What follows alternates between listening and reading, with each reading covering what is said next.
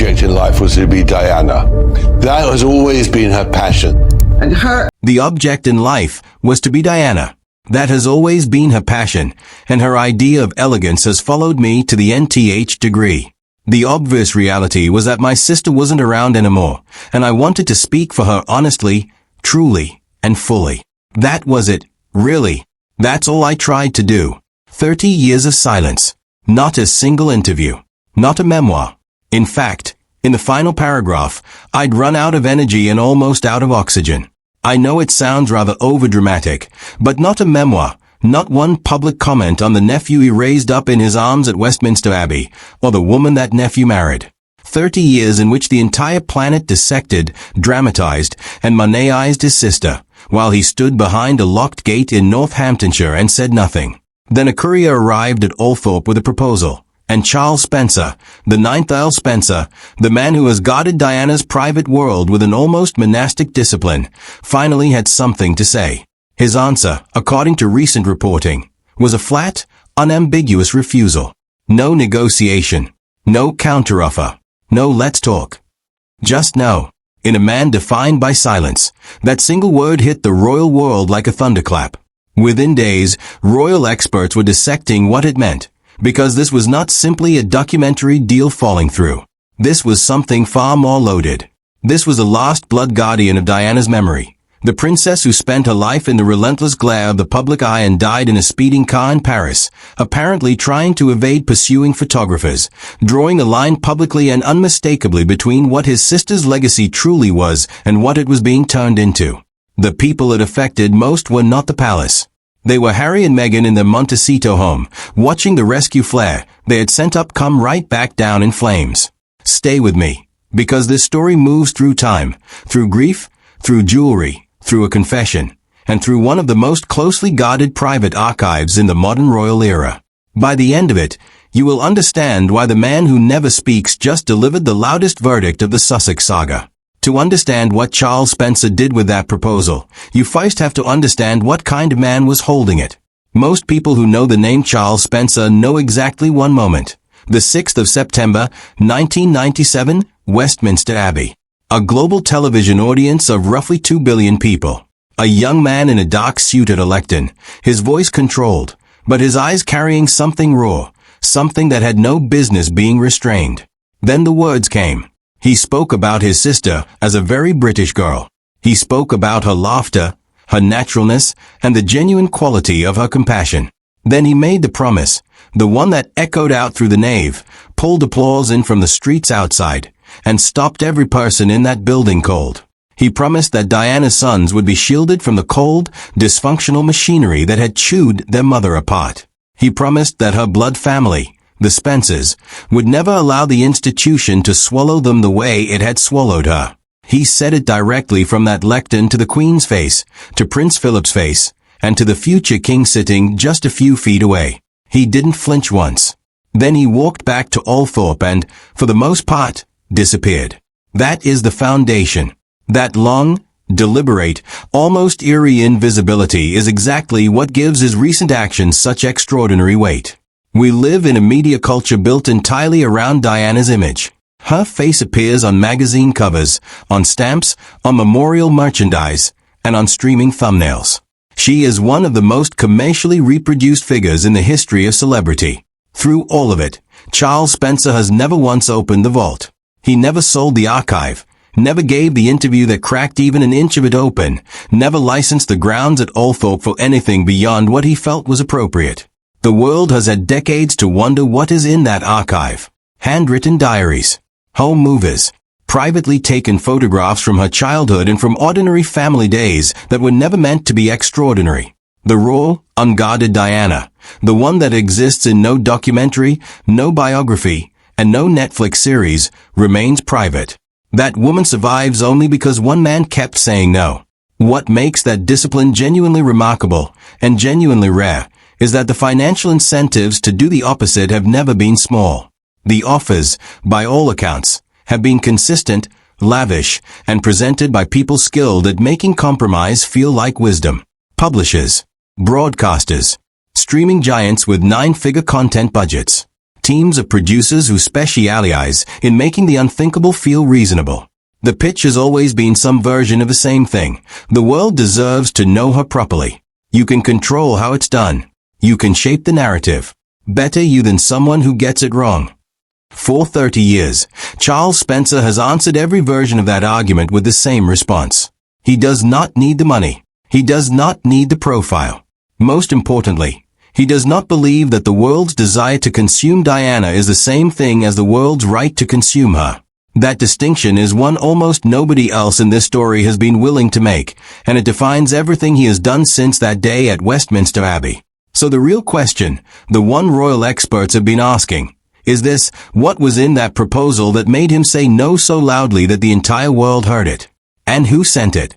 It began the way so many things in this family begin, with something small, beautiful, and apparently innocent. The royal wedding. May 2018. The evening reception. Meghan Markle arrived wearing Diana's aquamarine ring, that distinctive pale blue stone recognizable to anyone who had followed Diana's story. From where Charles Spencer sat watching, it likely felt tender. Someone new. Someone his nephew clearly adored. Choosing to carry Diana into the biggest night of her life. At first, it felt like remembrance. It may even have felt like family. At first, it felt like remembrance. It may even have felt like family.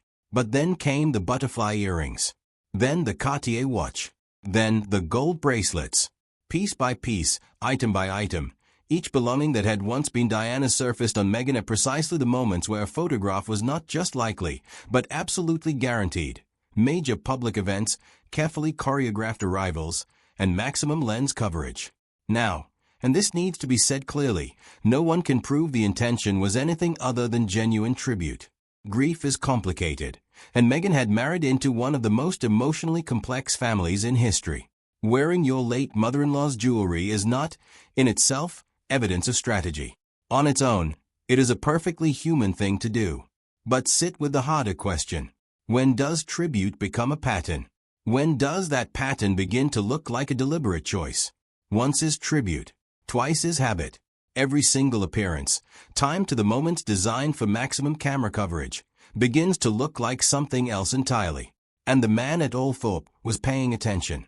He was cataloging every frame because these items were not simply jewelry.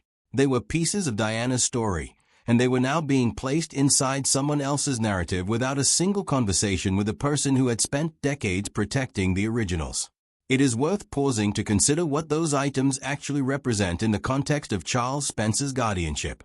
Diana's jewelry was not merely personal property passed to Harry. It was, and remains in the minds of those closest to her, a physical extension of the woman herself. These were objects she personally chose, touched, and wore during the defining moments of her life.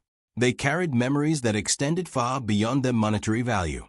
When those pieces began appearing in carefully managed public appearances, styled for photographs, timed to announcements, and framed beneath the warm California sunlight, the man watching from Althorpe was not simply seeing grief.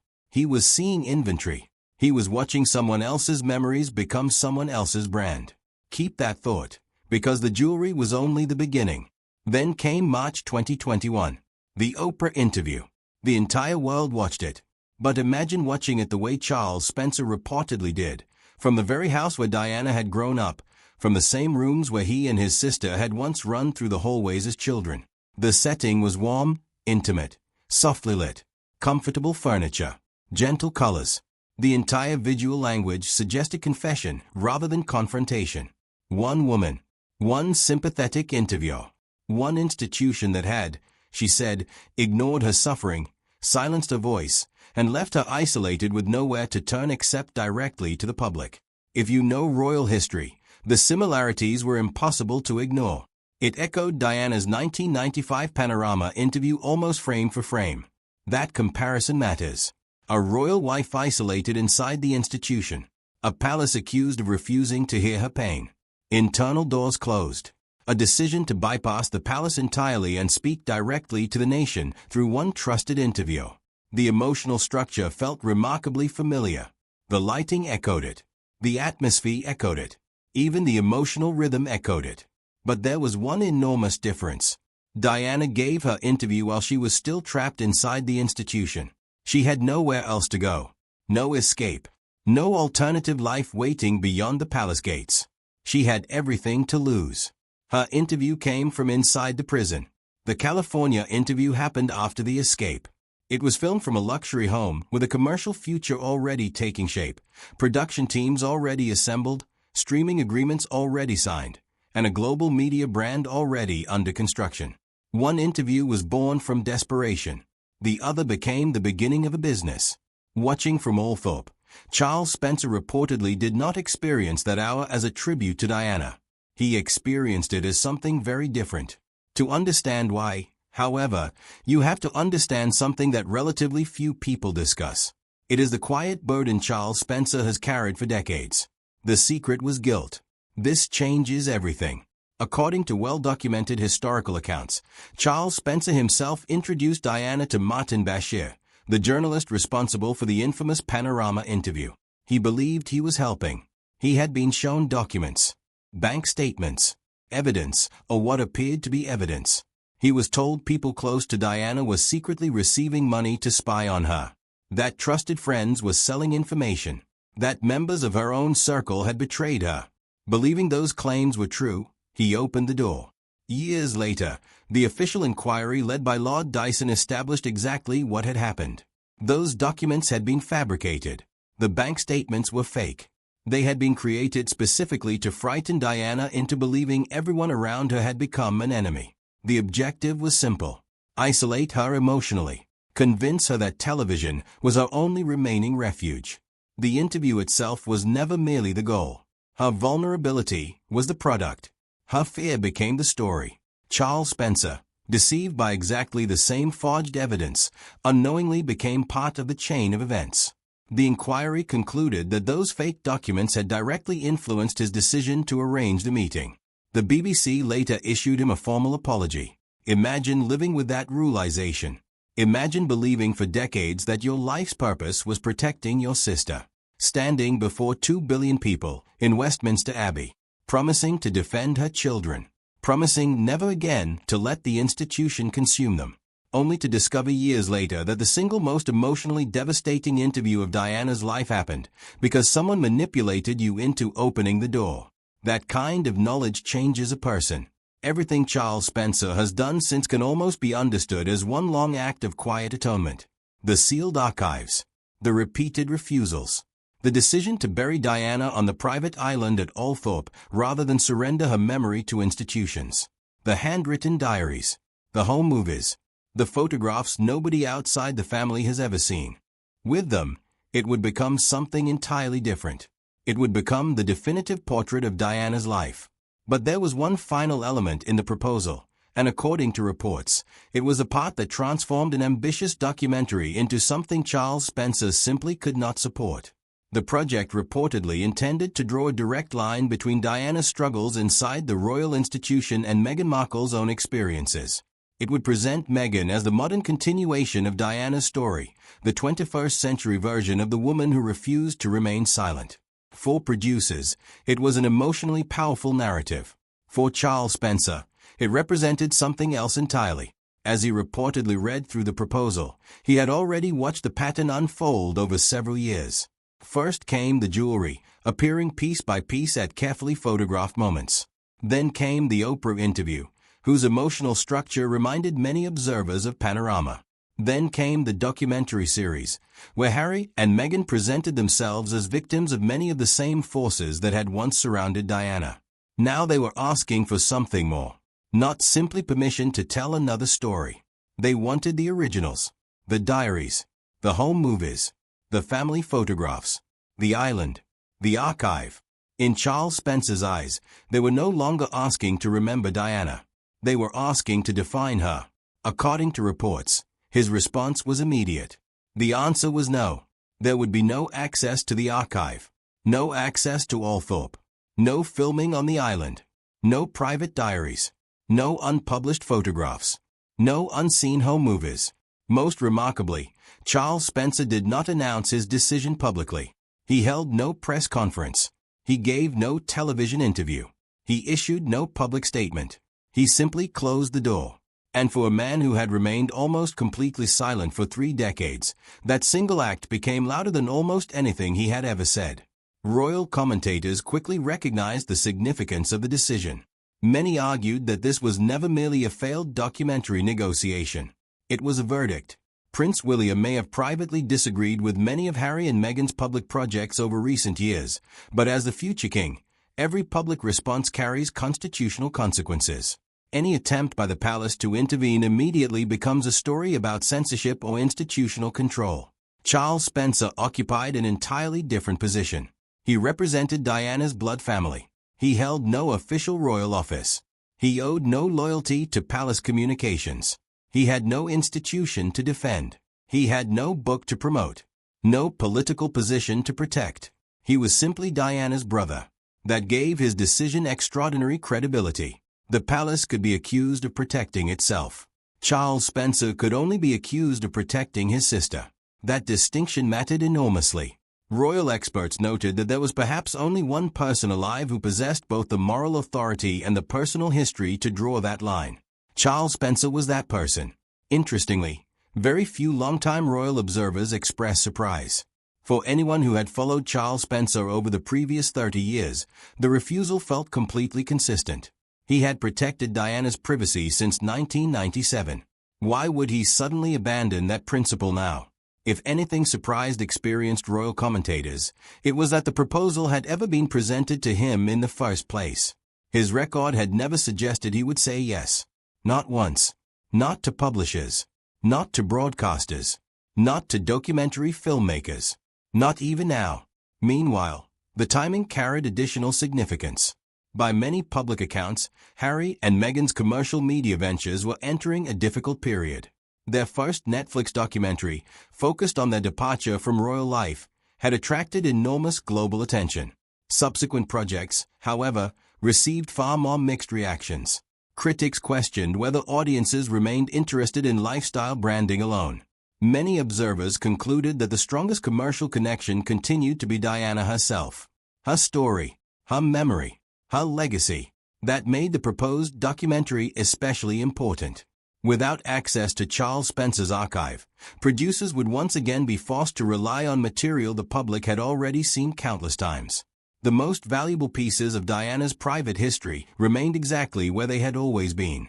Locked away, protected, unavailable. Viewed from another perspective, the situation becomes even more emotionally complicated. Harry was not simply another filmmaker. He was Diana's son. No one experienced her death the way he did. No one walked behind her coffin as a 15-year-old boy under the gaze of billions of people. No one lost the future he lost.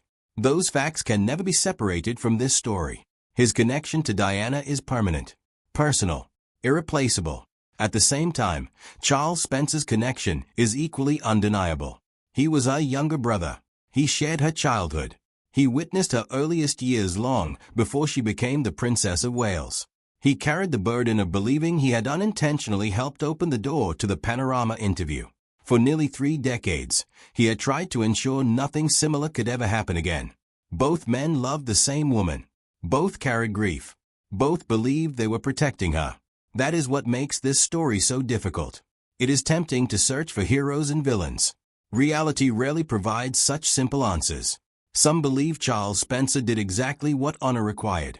One collection of memories that existed beyond commercial value. Others argue that Harry possesses a unique right to tell his mother's story because he lived it. No curator, no estate, no family guardian, no institution can fully understand what it meant to lose her as her child. That perspective deserves serious consideration as well. Both arguments contain truth. Both arguments carry pain. Perhaps the real issue lies somewhere else entirely. Perhaps the greatest problem is not Harry, not Charles Spencer, not William, not Meghan.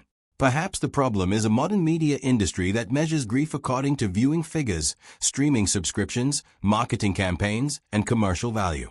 An industry capable of looking at private handwritten diaries,